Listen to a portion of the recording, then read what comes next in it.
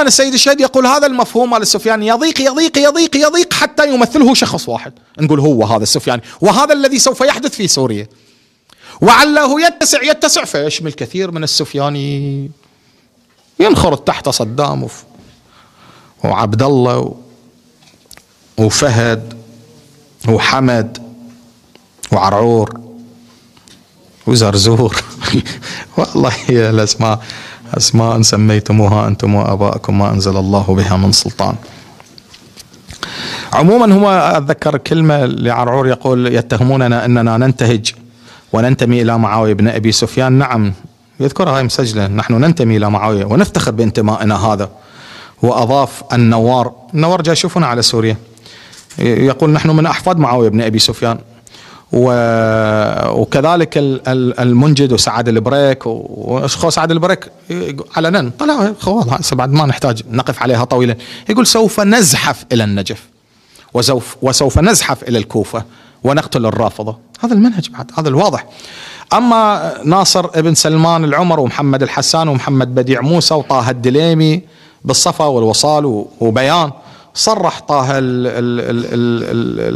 الدليمي علنا يذكر يقول فليسمع رافضة العراق نحن أبناء آل أبي سفيان وسوف نأتي ونهشم جماجمكم.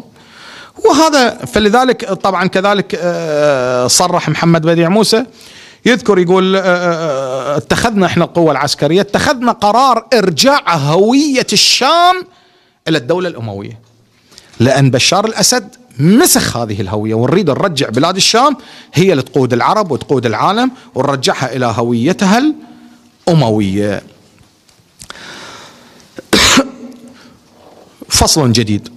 ما هي الأحداث التي تؤدي إلى ظهور 3 رايات؟ شنو السبب أنه أحداث، احنا قلنا نظام خرز ما نريد نذكر بعد نظام خرز، ما هي الأحداث التي تجعل هذه ال3 رايات تطفو على الساحة السورية؟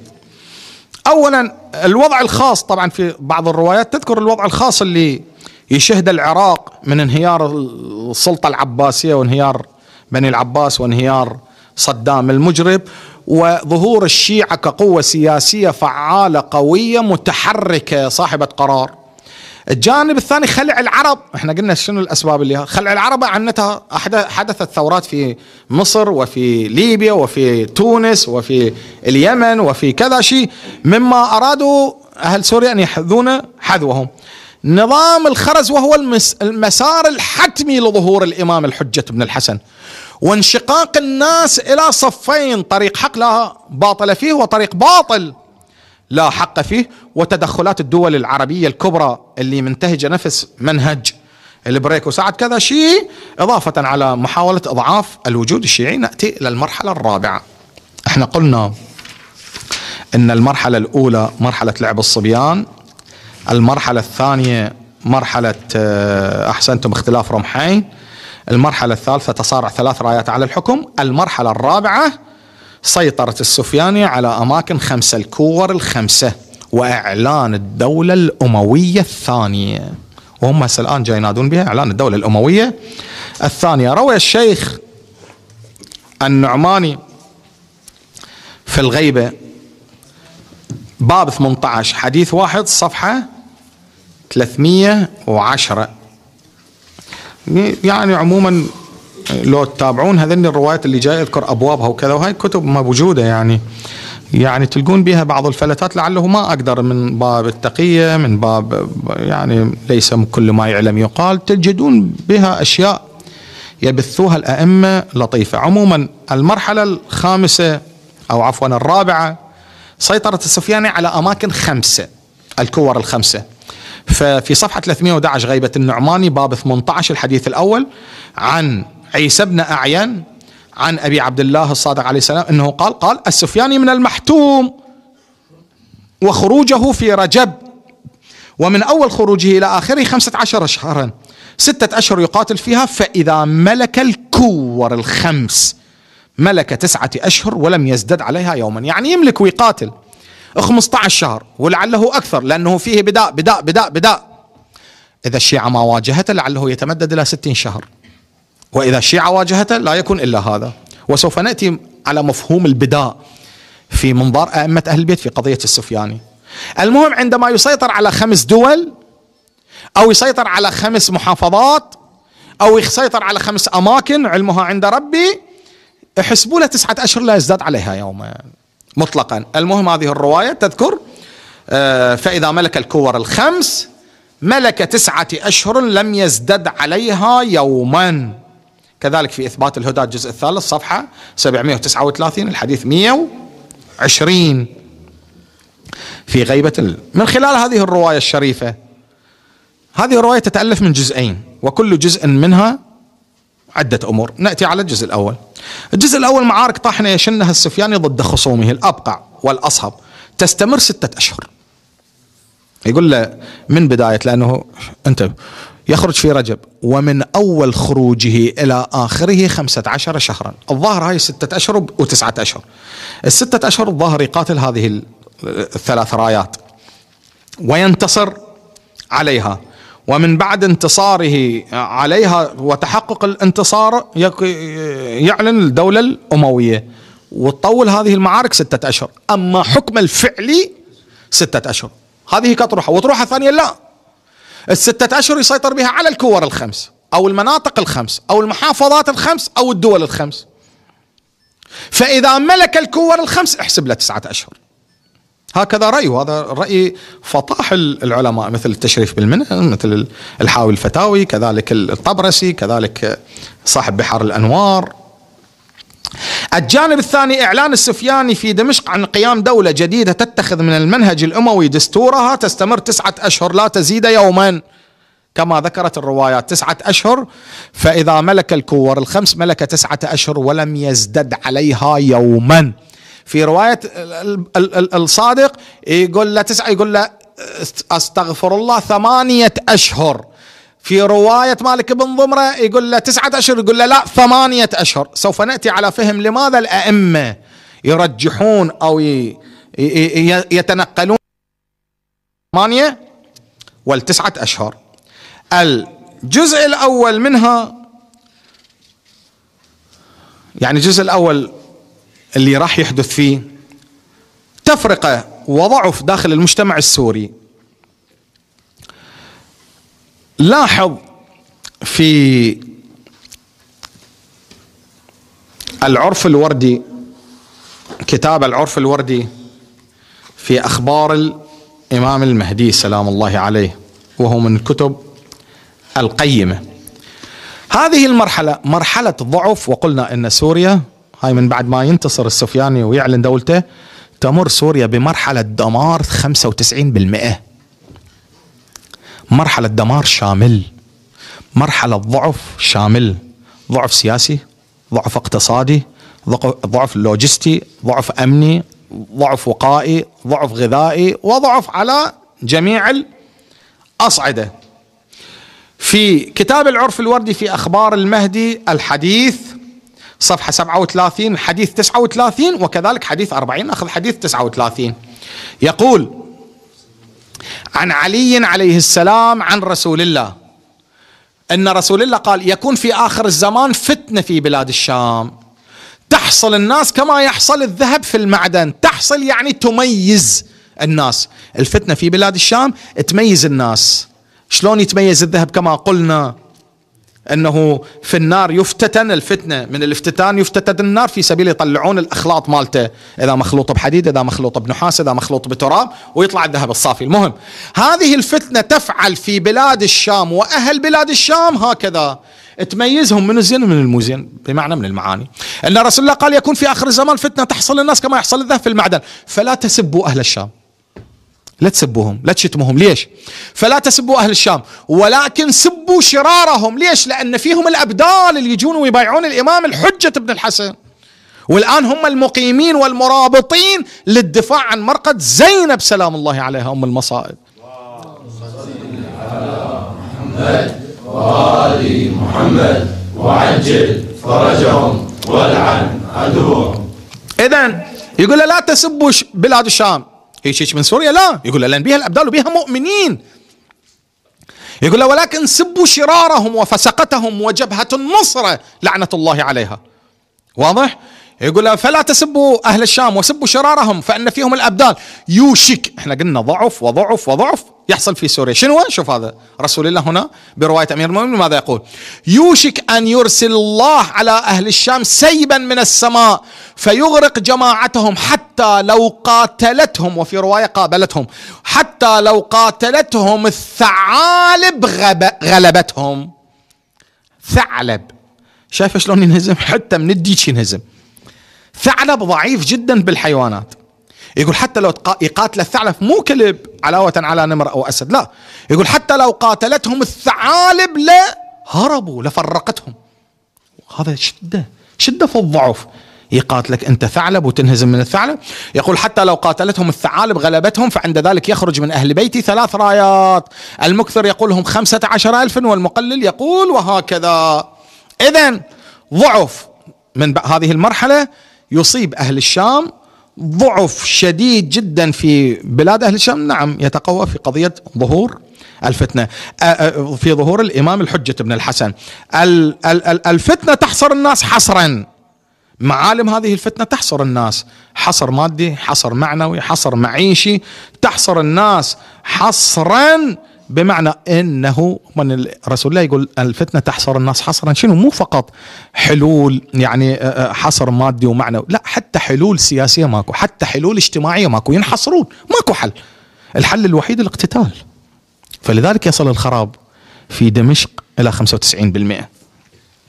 يقول تحصر الناس بمعنى من المعاني كل الحلول السياسية والعسكرية وغيرها تبدو فاشلة وتغلق جميع الأبواب. عن أبي كتاب الفتن لابن حماد، التفت إلى هذه الرواية الجزء 3 صفحة 199 الحديث 702. يقول إذا ظهر أمر السفياني لم ينج من ذلك البلاء إلا من صبر على الحصار. يقول هذاك البلاء بشدة، شدة مو فقط بالمعيشة والأكل والشرب والأمن، لا، حتى حلول ما موجودة تغلق جميع الحلول.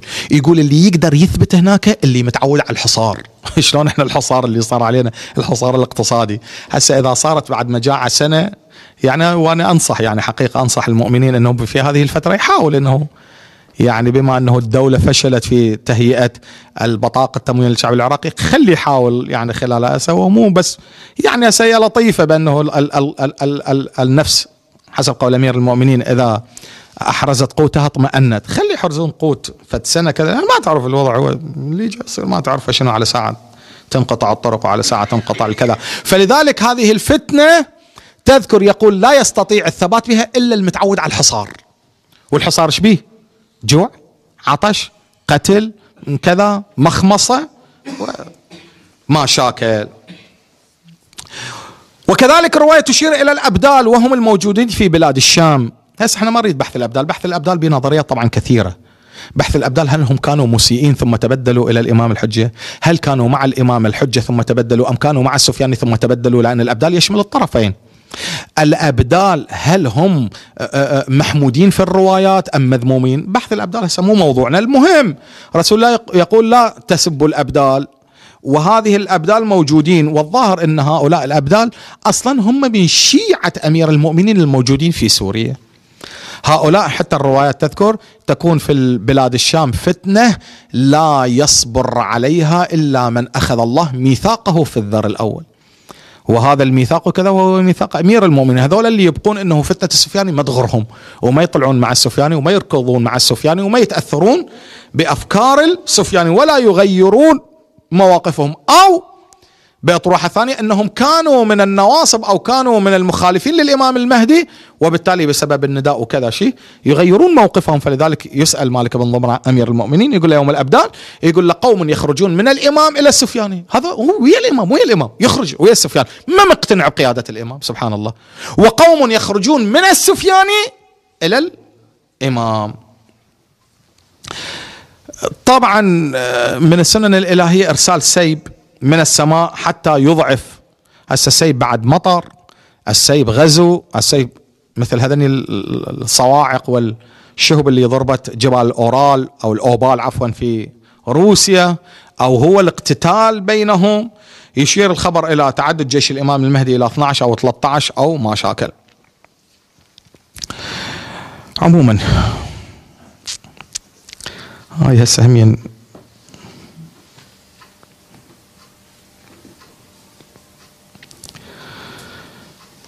كذلك في كتاب الفتن الجزء الخامس صفحة 291 الرواية 1096 عن رسول الله يصف المهدي سلام الله عليه. سأله علي بن أبي طالب: يا رسول الله المهدي منا أم من غيرنا؟ قال: بل منا، بنا يختم الدين كما بنا فتح، وبنا يستنقذون من ضلالة الفتنة، وبنا يستنقذون من ضلالة الفتنة، فتنة بلاد الشام اللي هي السفياني. بنا يعني بالإمام المهدي يستنقذون من فتنة كما استنقذوا من ضلالة الشرك، بسبب رسول الله نقذهم من ضلالة الشرك. وبنا يؤلف الله بين قلوبهم في الدين بعد عداوة الفتنة كما ألف الله بين قلوبهم ودينهم بعد عداوة الشرك. يعني بمعنى من المعاني يأتي الإمام ويغير جميع ذلك. الرواية كذلك من علائم هذه المرحلة، طبعا وما زلنا في علائم هذه المرحلة، احتراب وحرب، وهذه مهمة. احتراب وحرب سني مو سني شيعي، لأن الأصهب سني والأبقع سني والسفياني سني، وكفى به دفعا عنكم. في غيبة الشيخ النعماني الباب 18 صفحة 311 مو 313 أصحاب القائمة، لا 311 هاي ناقصين 2. يقول في الحديث الثالث، يقول عن زرارة بن أعين قال: كنت عند أبي جعفر الباقر فجرى ذكر القائم، يعني حكوا الناس على القائم، فقلت له: أرجو أن يكون عاجلا ولا يكون سفياني. قال له: أرجو أن يكون عاجلا ولا يكون سفياني. فقال: لا.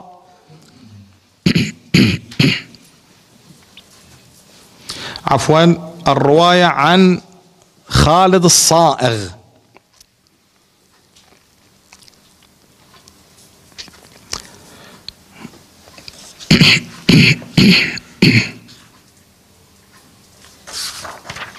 اي نعم.